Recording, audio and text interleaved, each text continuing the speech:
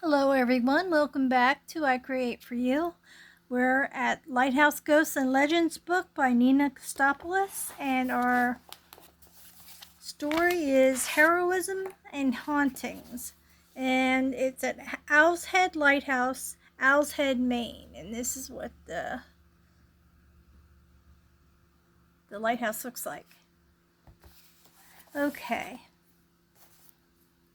Just where Owl's Head got its name, no one is entirely sure. It's been suggested that the jagged promontory name Medicut by the Indians resembles an owl. Two hollows in the rock form the shape of eyes, and a small ridge juts out like a beak.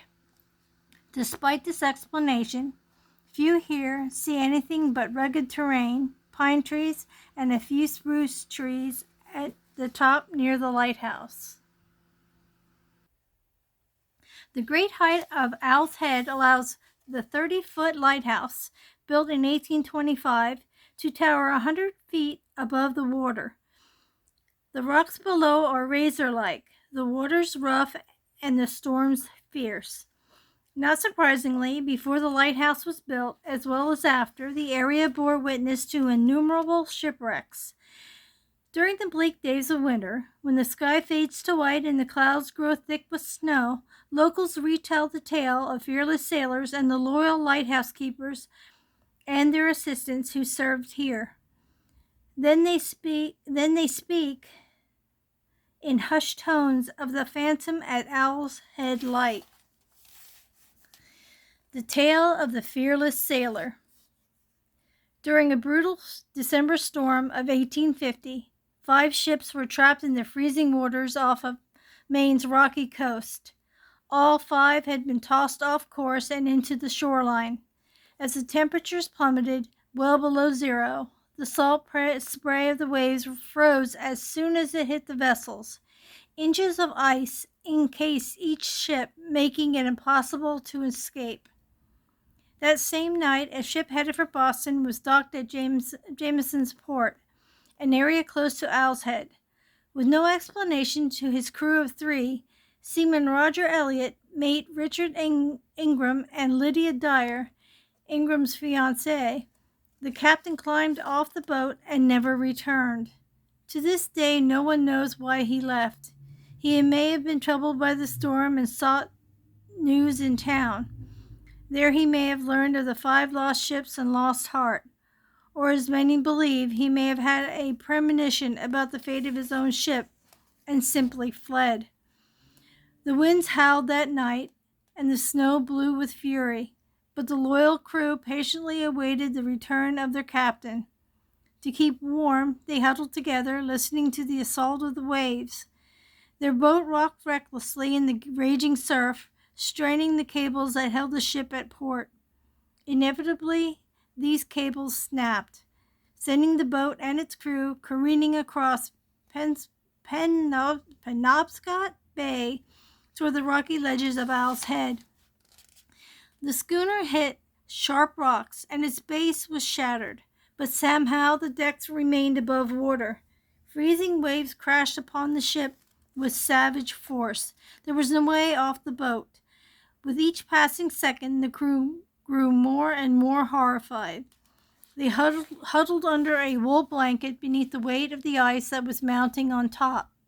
Eventually, the ice cut off the oxygen inside their tent, and Lydia and Ingram fell unconscious.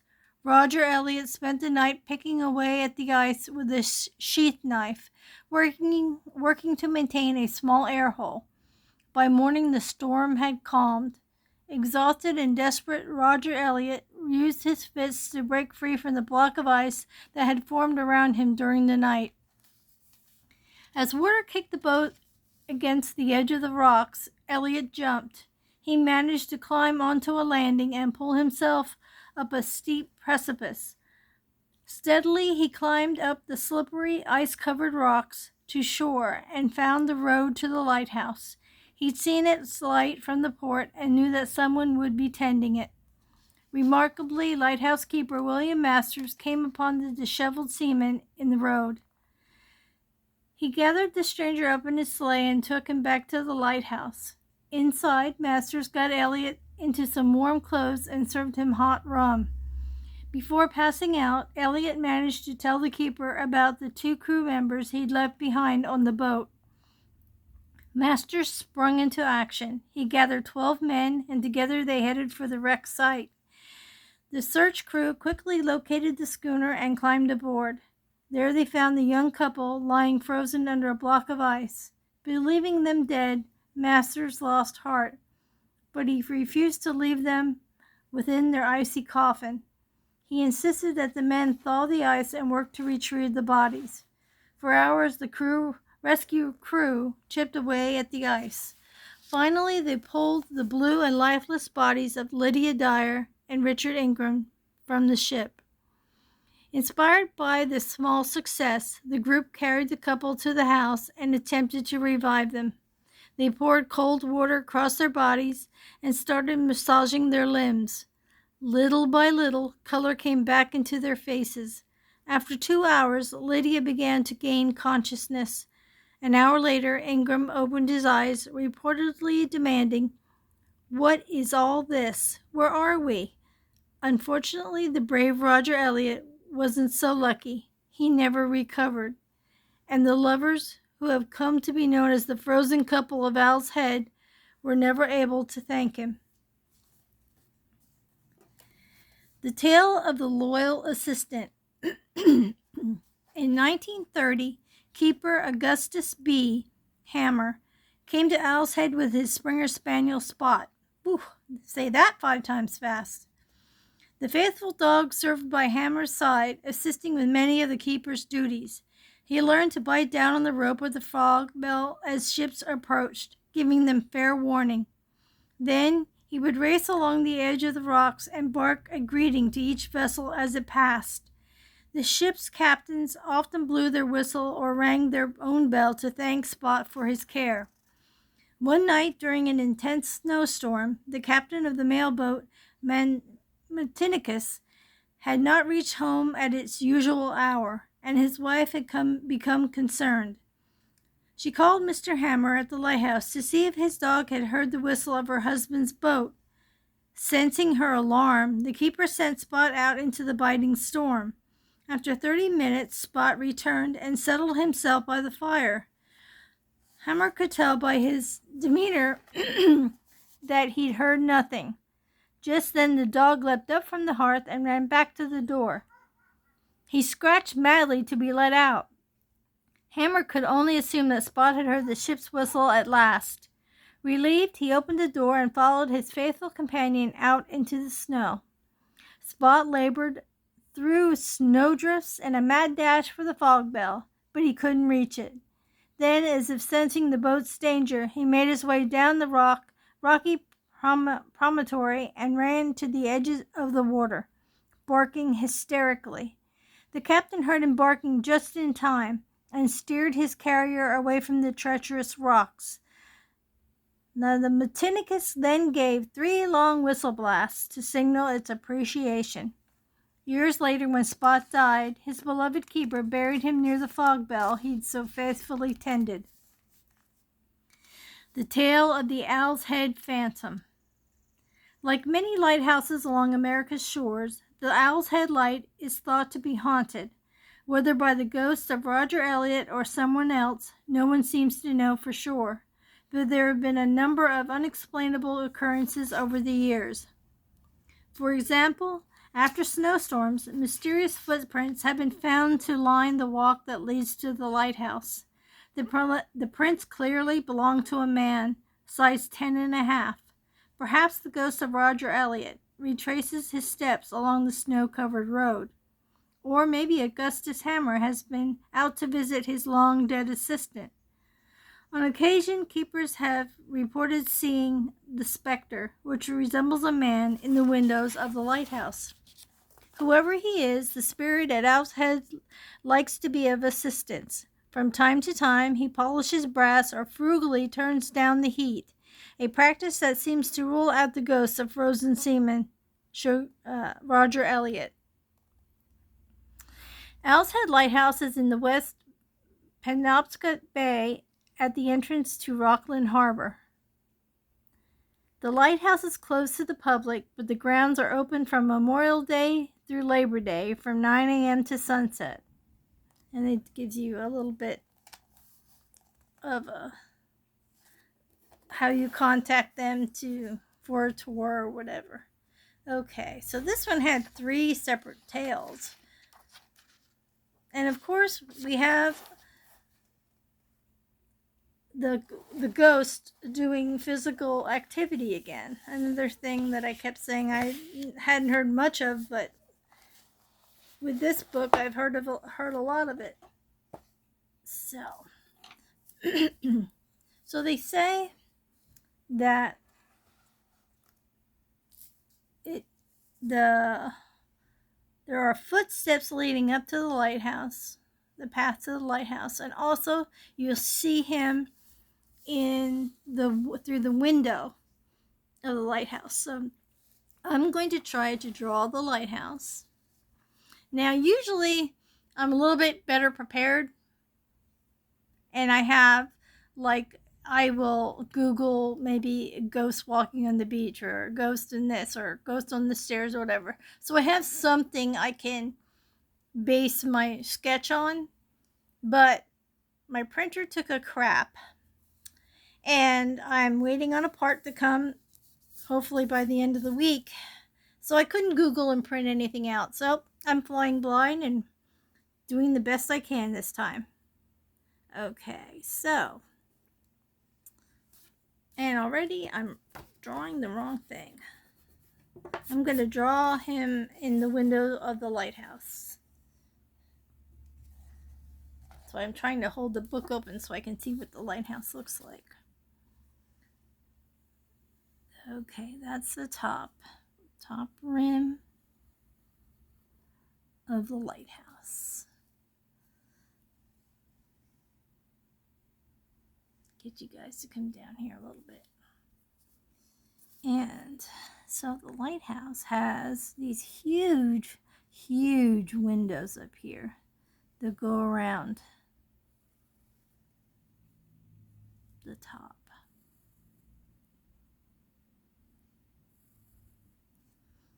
And then,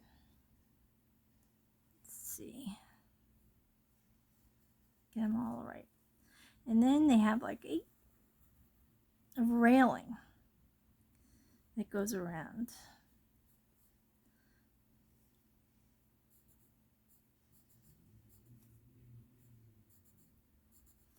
If you hear some funky noises, I have my windows open in the kitchen, and it sounds like the neighbors are trying to do something outside since the rain has finally stopped here a little bit. So I'm sorry for that extra noise. I had the neighbor dogs were barking a little bit ago. But other than that, it's been pretty quiet. And I don't know if you guys ever noticed, but always when you're trying to do something that you need quiet is when people decide to do stuff to make it noisy. Okay. I'm just going to draw the lighthouse. I'm not going to draw like the steps going down and all that extra stuff. Now, this is curious to me. I'm not sure what all is up here on the top. I don't know if you guys can see that. I'm not sure what that all is up there. Maybe that's where the light, this part here must be the light itself, and that's to make the noise from the bell. I have no idea where the bell is because it's not showing the bell on the outside of this. So I wonder if they have like a little tombstone for the puppy. He should have got some good kind of pay for that, you know. Should have been paid a little extra for the puppy working overtime, doing most of the saving by ringing the bell. Pretty smart puppy. Let's see. It has a window here. I can hear the puppy barking outside. And then the door is right underneath there.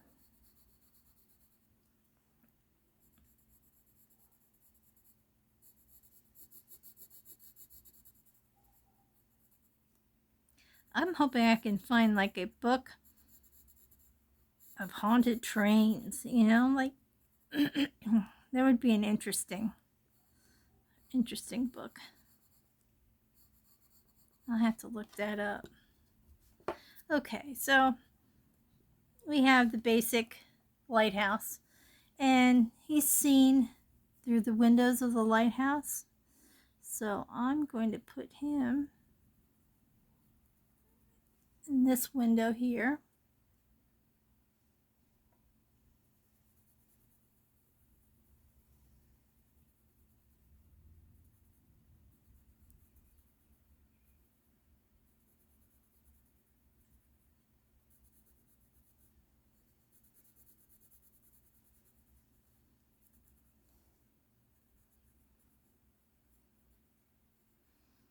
I'm going to give him a hat just because I want to. Okay, now I'm going to do this too because this is going to be the end of those windows. So I can finish him off under here. I'm going to probably just use the railings because... And then just do this. Forgot to put the light up here. And I'm going to use this. There's the puppy going at it out there. There's the ghostly figure at the window. The window of the lighthouse. That looks like the bell.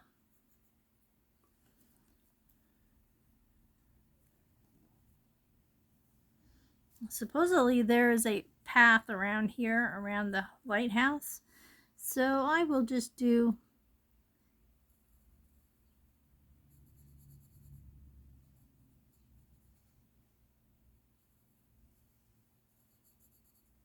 I don't know if these are size 10.5. Sorry I haven't had you in frame.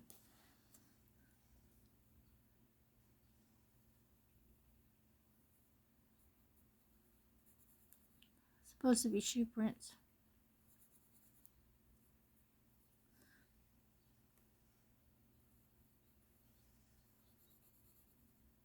I can't imagine what those people went through that were frozen in that boat. And it was just luckily that I guess the being frozen, they were still able to be revived. But yeah. Okay. This is what I got. There he is looking out the window.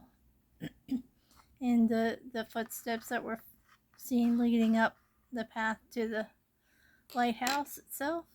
And this is the lighthouse. I'll go out for this one. Come on now. There we go. So there's that lighthouse. I didn't do any of this part, so I just did that, and he's seen out the one big window up there. And footsteps. I'm guessing there might be a path up here along this ledge here, since that's what they said. Now, I can't believe I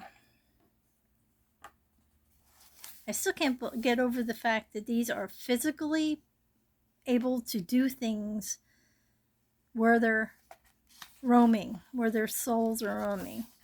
And, to have one that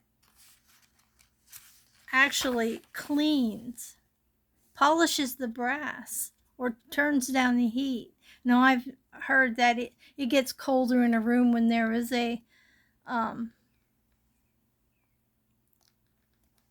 a being, or I can't even think what they are, an apparition, whatever. They are, the temperature gets colder in those areas, but this one actually turns down the heat. But wow, these are some nice ghosts, and I'm glad they're nicer than, I'm not getting any that really cause havoc and cause pain and suffering, some real evil ones. But alrighty, so that was the tale of heroism and hauntings. Thanks for listening. Hope you like this one with the 3 separate tales, and you give me a thumbs up. Come back for some more. We only got a few more left. I think this one was number 11. I think there are 18 altogether, so there are a few more, maybe a week's worth left. But yeah, I'm going to have to check this book out again at the library so that I can finish it up. Thank you again, and I hope to see you guys in the next one. Bye for now.